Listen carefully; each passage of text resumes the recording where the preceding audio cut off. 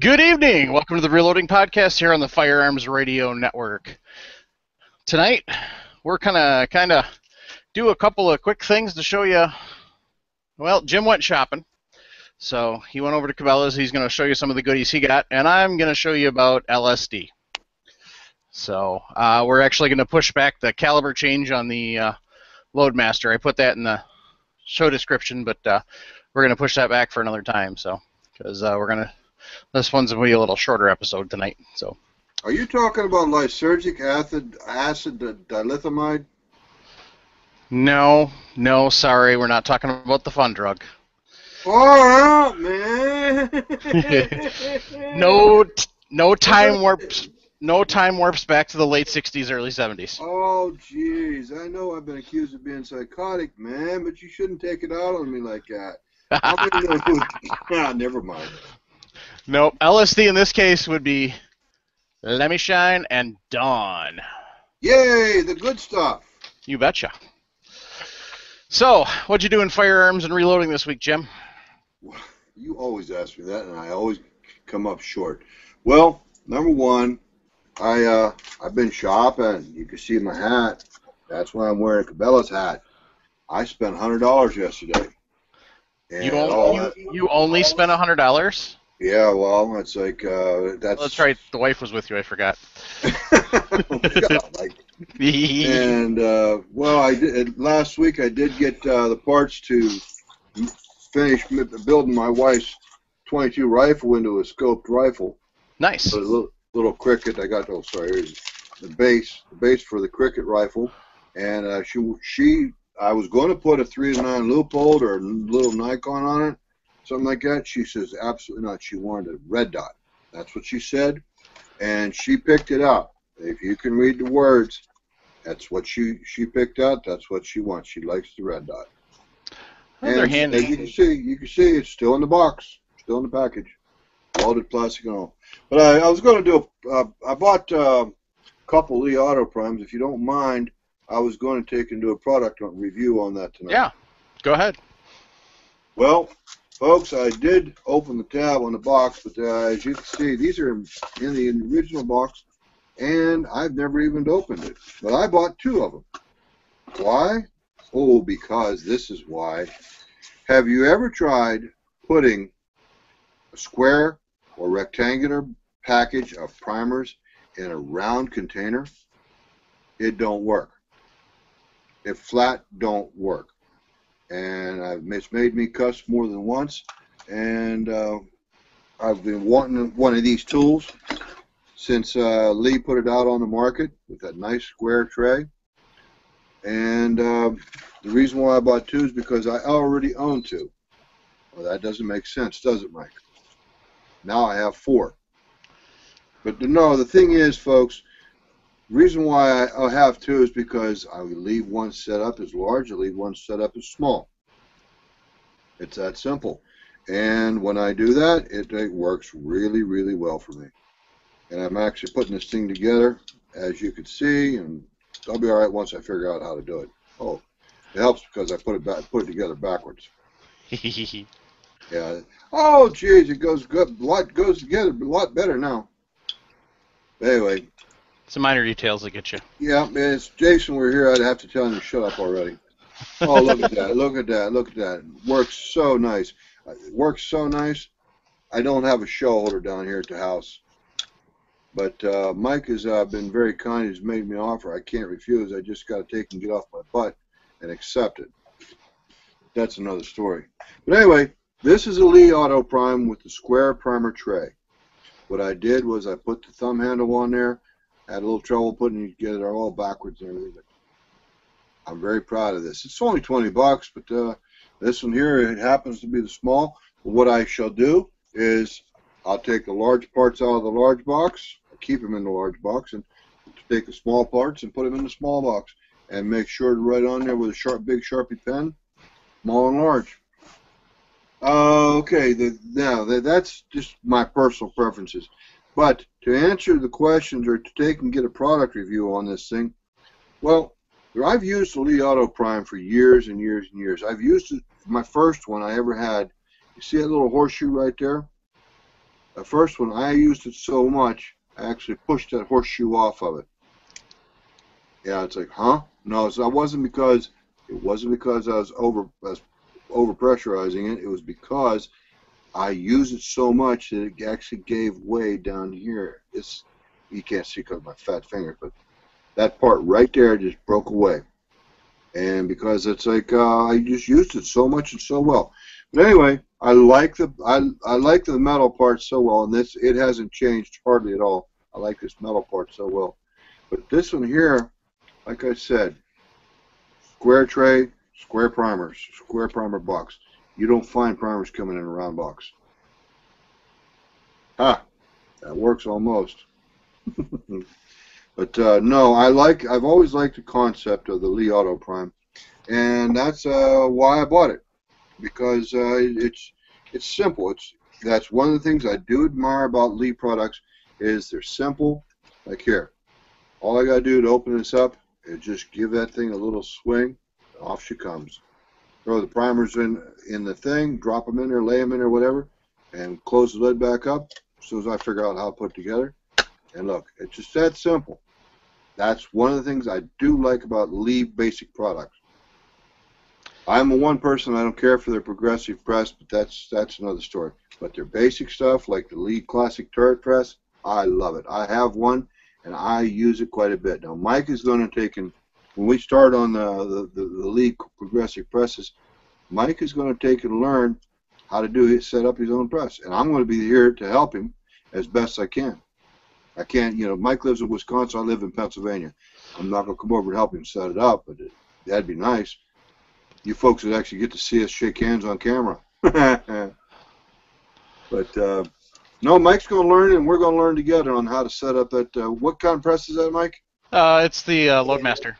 Lee Loadmaster. So. Okay. Yeah, we'll probably start that in a couple weeks. A couple little tricks that I've learned over the years with these auto primes is it doesn't hurt a single thing to put a little bit of oil on this surface here. Inside that surface you see I'm talking about where I just took apart. Yep. And inside this little crescent right there, because that fits onto a pin that you're going to see right there, cross pin right there, little cross bolt. And you put a little oil on there, and I mean just barely dab it on your finger and put it on here so it doesn't migrate. And what it does is it gives you the feel. It gives you the feel of what you're doing.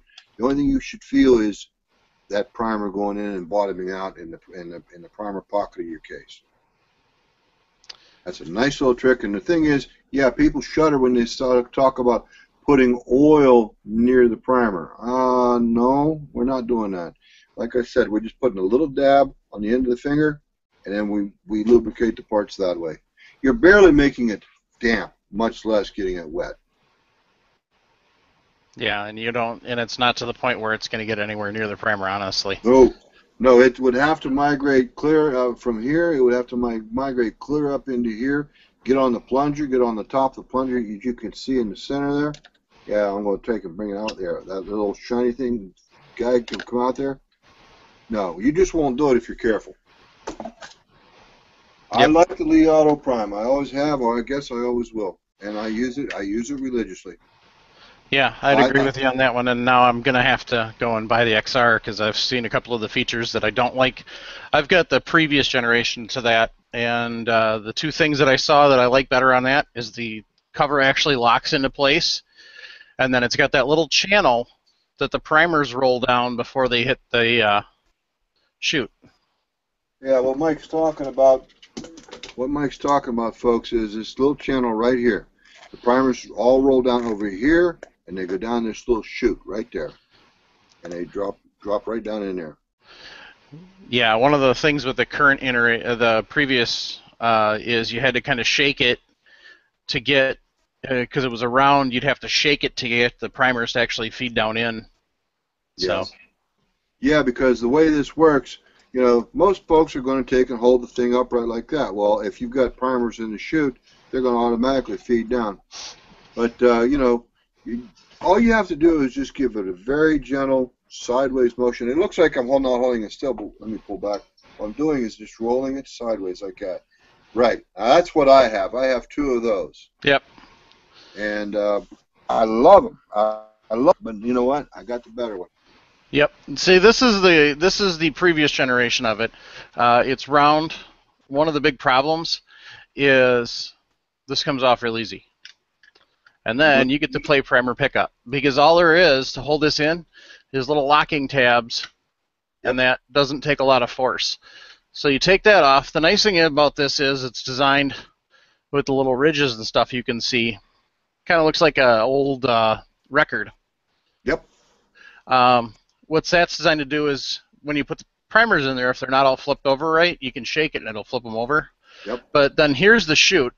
And actually what I'll do is pop the shell holder out so you can see apples for apples. Mike was talking about ridges. I don't know if you can pick this up or not, but there's a grid of dimples on my auto prime here. It's Well, let's click back over to you here. Oh. See if you can bring it up again. Okay. I'm about as close as the camera. There it is. You should be able to see it. Yeah, you can see them. Okay, great. All right, go ahead. Back to you, Mike. Okay. So on this one, here's you can see the chute. It's a little small chute, and it doesn't really give you much to work with to try and get those primers to feed in. So you can definitely see that Lee has gotten serious about their redesign and fixed that's really the only 2 problems with this primer, is the lid doesn't stay on very well, and then the way the primers feed into that chute. There's a little lip that they've got to clear at the bottom of where they enter that little chute, and it's not going to show up now, but there's a little lip there that it gets caught on sometimes. So what I had to do is I actually had to take a knife and scratch that lip down so that the primers would actually feed through. So, but yeah, as you can see from that, definite improvements. The overall design is still the same. And if I actually, I'll actually take this one apart so you guys can see.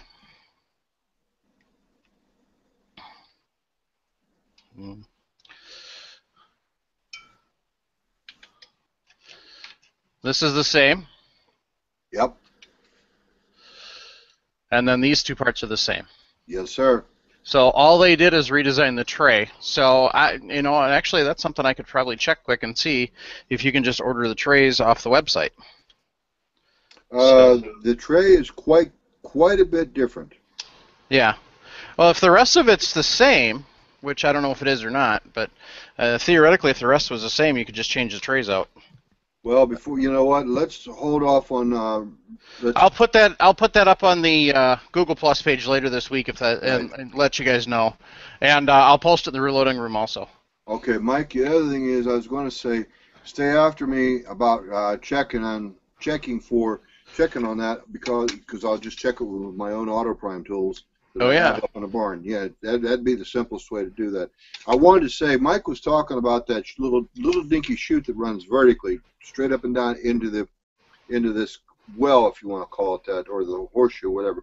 Well, mine runs diagonally right here. I was measuring it while Mike is off the air, or on the air there, and mine is about 1.5 inches long. So you're going to have several primers in there. It's sort of like a primer magazine, and all that sort of thing. So I don't see anything not to love. You know what I mean? Yeah, exactly. But yeah, remind me, Mike, to take a check on that for us, or for the viewers and for the listeners, to double check and see if we can figure out if the new Auto Prime or the old Auto Prime accepts the trays, and if so, you'll save a couple bucks. Yep. But yeah, I like this locking lid. It just so easy. It just snaps right on. There's 3 hooks on there, and it's also held in place by the way it's put together, not just those 3 tabs. The 3 tabs Mike's talking about, you don't have to move it 1/4 of an inch. I have to do a full 90-degree swing to get this open. Well, it's good to see they finally fixed that problem, because there's nothing more annoying. That's why I always have tape on mine. So yeah, they look a little better. What I'm looking at right now is my purchase from today, which I'm sure there will be lots of people that will be going, where did you find that? Where did you find that? Because I found not one, but 2 boxes of 22. I don't like you no more, Michael. I don't like you at all, sir. Yeah, but see, the thing is this will be about 2 hours worth of fun at the range for my kids. Yeah, I hear you. So they go through it pretty quick. The reason I wanted to show that off, not just because I found some 22 at Walmart, amazingly, but this is the Remington 22 Golden Bullet, which pretty much everybody avoids like the plague in the bulk packs because a lot of stuff doesn't feed it well, especially your 1022s. What I will do is I will do a little range report on this next time we go to the range and see if it's actually better than it used to be or not, because I could get, with the old stuff, in my 1022, I could probably get 3 rounds before a jam. So we'll do a full range report and see if it's a lot better than it used to be. You know something? I wonder, I have to, forgive me, I'm not dissing anybody's product, but I have to wonder if it couldn't well be the firearm itself. It may, but they're pretty, it'll shoot the Federal bulk packs and the Winchester bulk packs without a problem. And those are usually just as cattywampus on the bullet seating as these are. But generally speaking, what does your 1022 do every third round when it jams up? Just the bullet won't feed right, and so the bullet catches on the side of the chamber, and it twists. Okay. So then I've got a cartridge in there sideways. I'd have to have the gun in my hand to take it safe. I bet it's something to do with maybe a little bit of polishing or something like that. It was only the golden bullets that it would do it with. So that implies there's not enough pressure in the golden bullet to cycle the firearm properly. Could be. Yeah. So the other thing we're talking about is Lemi-Shine and Dawn dish soap for using for brass. What I have here tonight is I have a mess. But that's okay. My, I'm getting dizzy. Dizzy. Michael is making, that's a psychedelic, man. Colors and lights. Jim's having flashbacks, don't worry. He'll be fine eventually. Okay. Oh, jeez. So. Far out, man. My mess here. Red and gray and black. Yep. So, what I have here is brass. What I have right in front of you all is water. And then I've got the Dawn and Lemi-Shine. I've been looking on the web, and there is all sorts of different recipes that people come up with for this stuff. Anywhere from a teaspoon or a tablespoon of each to a quart of water to just add it till it looks okay. So usually when I bake, I kind of bake that method. So we're going to go with that for now for the experiment. And then what I'll do, and I'll put up on the YouTube channel, is I'll actually do another experiment where I actually do 1 quart of water with 1 tablespoon of each, and I'll clean the brass that way, and we'll do a comparison. But for now, we're going to take just a smidget on. If you ever want to see something cool, take water and then put a little vegetable oil on the top and then pour the Dawn on it. It's pretty sweet. Yep. Your kids will be amazed. Dawn is a very, very effective degreaser. Yep. And since we're in the garage, we're going to use a screwdriver for a stir stick. Because, Works for me. Works for me. And basically, this is a warm temperature water. It's not ice cold. It's not steaming hot, boiling hot. It's probably, if I was going to guess, probably about 100, 110 degrees. And no, I'm not getting out a thermometer and checking. Sorry, guys. What I'm looking to call, isn't Lemi-Shine basically just citric acid? Does it list the ingredients on there? Oh, let's see here. Survey says it's phosphate-free, septic system safe. Made with real fruit acids and natural citrus oils. Citrus oil and citric acid. So, yeah. Basically, what I tried to get here is so I'm not really seeing a lot of product in suspension. Anybody who's ever made rock candy, you know, you gotta mix the sugar up into the water and get it suspended. Oh yeah. And you actually can't just get it suspended, but you actually have to get it to dissolve. That's the way how the rock candy works. So I've got that. It does cloud the water a little bit. It won't come back clear, and as soon as you stir it, it clouds up a little more. Now the other thing I have here is my Hornady, and we'll move the camera so you guys can see that. Whee. Oh, the ultrasonic cleaner.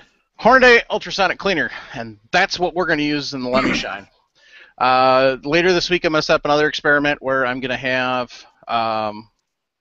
when I remix it with the tablespoon and the tablespoon, and what I'm going to do is actually make a container where it's just a container, and I shake it overnight, and then I'm going to have one where it's in the ultrasonic cleaner for about an hour, and we're going to see which one works better.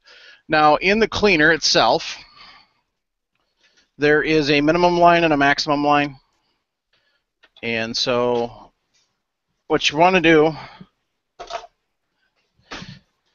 this is kind of a smaller batch one, so obviously if you're going to be doing a whole bunch of brass, you're going to want a bigger container to do this in. People make a lot of wet tumblers that work really well, but as you can see, here's the min line, and then here's the max line. It doesn't really show up that well, but if I tilt it, you can kind of see the actual ridge. So then we've got our basket, and what we'll do is we'll start out by pouring in to the minimum line.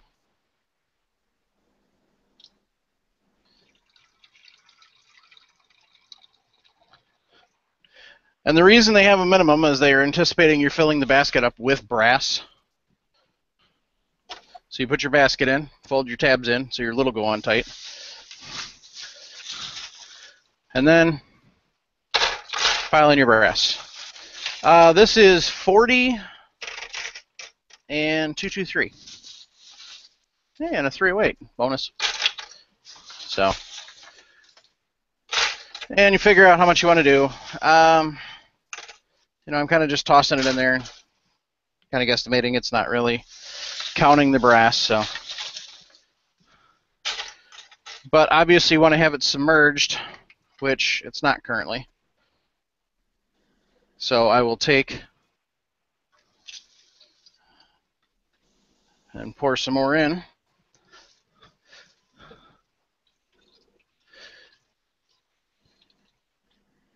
And I can already smell it's having an effect on the brass. It's releasing some fumes and stuff. What sort of fumes is it like? Can you? It's like when you use a brass polish, you know, like Brasso. You get that funny smell. Yep. It's like that. It's not really a sulfur smell or anything like that. It's just, you know, a definite noticeable aroma. So I'm gonna put the lid on. This one has 3 settings. It's got 90, then which is they call fast. Then they call normal, which is 180 to 280, and then it's got intensive, which is 380 to 480. So I'm just going to use normal because I want the middle. And I'm gonna put it in the middle of the range and put it on 280. Does your ultrasonic cleaner actually warm up the solution? You know, I don't know. Okay. No, I saw some numbers on there, and I just assumed it was you know, temperature of some kind or another. Yeah, I'm not sure. It'd be interesting to look up. Unfortunately, when I got it, it didn't come with directions, so I'll have to look it up quick. So now, that's the basic formulation for Lemi-Shine. Is it on? Yep. I don't hear a thing. I know you don't. It's a beautiful thing, isn't it? Yeah, amen. That's one reason why I have a hard time tumbling my brass, because it's like I don't like listening to that rattle trap fly. Oh, I know what the number is. It's how many seconds it's going to go for. Okay. I think. So, I'll have to look that up. But. Well, anyway, the thing is, as I understand it, this Lemi-Shine process, Lemi-Shine Dawn, this LSD process, as we were joking about, it's not about drugs. It's about cleaning your brass. Now, folks, listen. Mike's got a tumbler in the background, right there. Good move on the camera, Mike. Thank you, sir. But that is for cleaning and polishing your brass. However, you sometimes have a little bit of residue on there. This ultrasonic cleaner he's got there, it will strip everything off. The Lemi-Shine, the Dawn is a very, very good degreaser. You'll see on the bottle they actually use it for degreasing wildlife that have been contaminated with crude oil and stuff like that. I'm not going to get into that jazz, but the point is, if it can take oil off of flesh, it can take a little bit of trace lubricant off your brass. And the Lemi-Shine, it's citric acid, which is a natural cleaner. Anybody ever use orange cleaner, you know exactly what I'm talking about. There isn't anything better. It's pretty aggressive stuff. So, Mike, you got yourself one hell of a good setup there, bud. Yeah. Now, what some people will do, I'm going to get the camera back so it's looking at me instead of the tumblers. What some people will do is they will actually do a two-step process here. So what they'll do is the first step in the process is in the sonic cleaner. And then the second step, because obviously the big drawback to the sonic cleaner, the only drawback really, is it's wet. So you have to dry the brass somehow. So what some people are doing, and this is gonna be part of my experiment, is they will take it out of the sonic cleaner, put it in the vibrating tumbler with some vibrating media, and then that's how they dry it, and then it polishes. Now that's when you use the cleaning solution that they send with, or that you buy when you use this. I haven't seen anything on if you use the Lemi-Shine with it, and that's one of the things I'm going to find out. So, in my little experiment. And where'd that box go? Mike, you said that thing. You think that thing was going by seconds? Did you set it for 280 seconds? Yeah. Well, that's less than 5 minutes. We could consume that just by gabbing at each other. Exactly. What I'm getting at is, I'd like to see one of those come out of the case after they've been, or Yeah. out of the thing after they've been in there for 5 minutes, and just pull one out. We'll look at it wet. That's all. Yep. Now the capacity on this, it says it'll hold 200 223 cases or 100 308 cases. So Well, about 75 30-06, stuff like that. Probably on the same order on the belted magnums. Yeah. And this particular model is the they call it the Sonic Cleaner 1.2, which is basically just the size. Mike, one thing, you probably can get a free PDF right off of Hornady on the owner's manual. That's where I'm at right now.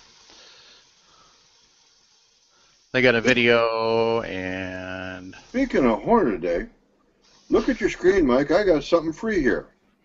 I see that. Well, Mike, I'm not going to give it to you because you already know the answer. Yep. Oh, the answer to what? Folks, I got a free giveaway for you. We'll tell you at the end of the show. My wife wants some of it. That's her in the background moving around. She comes around. Yeah, they can see you. Wave, honey. Yep. That's her.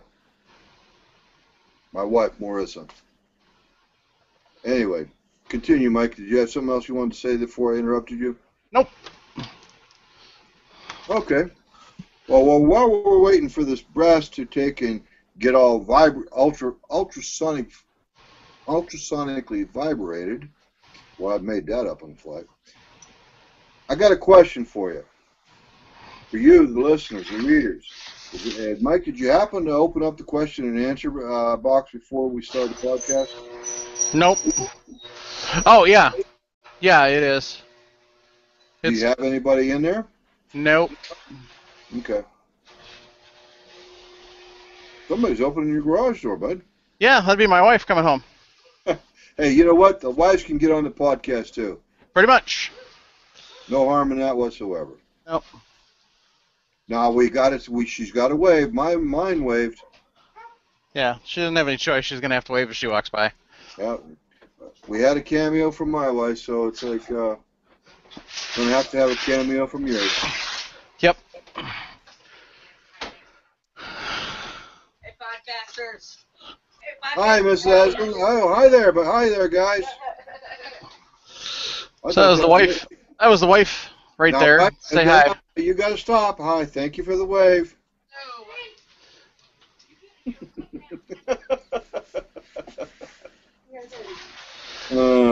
Good looking kids you got there, bud. Thank you.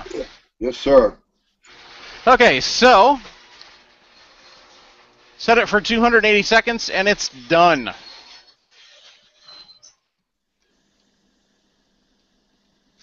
All right. So as soon as we get that to focus in. Wow. Yes.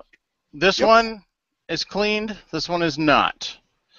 When you hold it on the end, as long as I get the lighting right. Yeah, you got to get light in there. I can't see anything, Mike.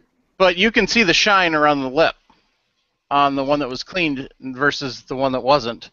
And then when I turn them over the other way, and you look at the head stamp.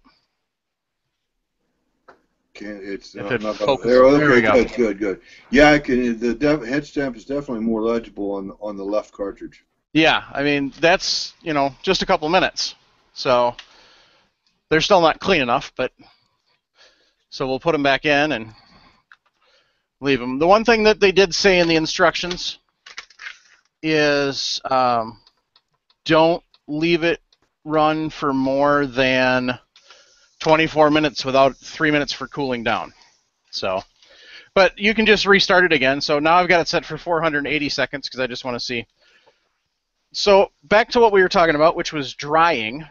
So you've got your paper towel you could use, which probably is not going to get the inside of the case really clean unless you somehow figure out how to way to get it down in there. You're still going to wind up with moisture in there, and that's the last place you want moisture is where you're going to put the Bang Bang powder. What some people are doing is they're putting them on cookie sheets, putting them in the oven for your warmer setting. Other people, like I said, are putting them in the tumbler and tumbling them that way. Plus, then you're going to get it shined up a little bit. The other way that I've heard, and I haven't really seen any results or not, but what this is something that most women are going to have. It's a delicates bag or a lingerie bag. What this is used for is you use this for normally for putting women's unmentionables in here, and then you throw them in the washer and then throw them in the dryer, and it keeps them in there and keeps them from getting beat to snot.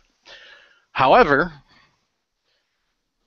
your wife's going to get really mad if you put brass in the dryer loose. But this zips open and this zips shut. My dryer has an air dry setting where it doesn't put any heat in the dryer. It just literally tumbles it dry. So one of the experiments that I'm going to try is I'm going to put brass in this bag and I'm going to throw it in the dryer, and we'll see how it does. Add a towel. Trust me. Yeah. Add a towel. Yeah, I'm going to add a towel for a couple reasons. Actually, I'm going to add a couple towels. Mostly some of it for moisture absorption, but most of it's going to be for sound absorption. You want a really annoying noise? Throw a couple tennis shoes in your dryer and turn that puppy on. Yeah.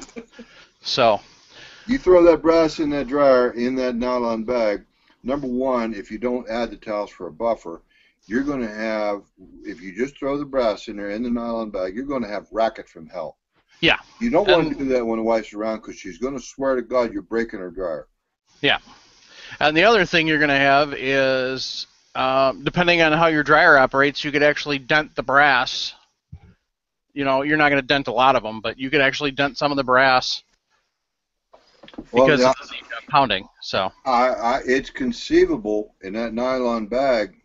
If you're not careful and if you try to put any heat in it at all, it's conceivable you could wind up either melting a hole in the bag or breaking a hole, cutting a hole in the bag from the brass, and then you're going to have loose brass in the dryer, and then you are going to have a problem. Right. You need those buffers. Yep. I've got the instructions up on now on the Sonic Cleaner, and it says most cases will be clean after 2 or 3 480-second cycles. Don't cycle longer than 3 480-second cycles with allowing the unit to cool. I don't know if it heats the solution up because, like I said, the water started warm. So that's something that I'll find out later. I can't see where it would hurt to have water as hot as your hot water tank makes it, or even boiling water, because what we all know, water does well with hot water does well with moving grease and moving oil. Yeah. So, well, I don't have anything else for the current. Do you have anything else you want to talk about? Yeah, I do. I did allude to this a little while ago. I got a really easy question for the folks that are out there. Okay, if you're interested in having this sticker, please answer my question. My question is very simple. And Mike, if you want to put it in the show notes, that's fine. I want to know who the author was of the first, and I do mean the first, not the 9th, the author of the first edition of the ABCs of Reloading was. I want to know his name, and you have to spell it correctly. All right. And that's about it for me. And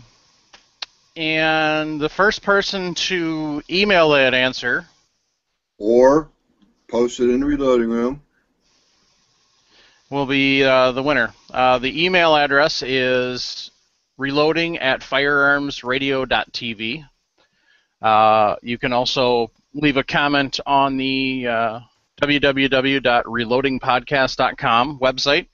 We are also on Google Plus at Reloading Podcast. We're on Facebook at Reloading Podcast. And most importantly, we're also on Facebook with the Reloading Room. It's a great resource for anybody who has any questions. There's 15,000 plus members. Jim is the founding member. And if you have a question and you need it answered right away, go in there 24/7. You put a question up, it'll get answered pretty darn quick. And if the answer comes out of the reloading room, you're disqualified. Mike, I apologize. You know what? I think I did cut you off and I interrupted. I didn't mean any discourtesy, but you know what? I think you got the right idea. Let's have the folks just send it to the Reloading Podcast at Firearms Network. Okay. So once again, that email is reloading@firearmsradio.tv. Yep. All right. Well, folks, that'll wrap it up for this week. Next week, there won't be a live podcast. I will post a video on YouTube, and I will post the audio as usual Tuesday morning, but because it's Labor Day weekend, we're going to take a actual live broadcast vacation. So you all have a great weekend and great week next week, and we'll see you in 2 weeks. We'll see you, folks. Thank you. Thank you very much. We appreciate all the support and all the people. Don't forget the Amazon button. Mike, don't forget the Amazon button. Yeah, and stop by reloadingpodcast.com and use the affiliate links. We have an affiliate link for Sinclair and Brownells, and then we also have one for Amazon. You help the show out, and you help out the network when you use that, and it doesn't cost you any more. All right, thank you very much. Have a good night, folks. We'll see you.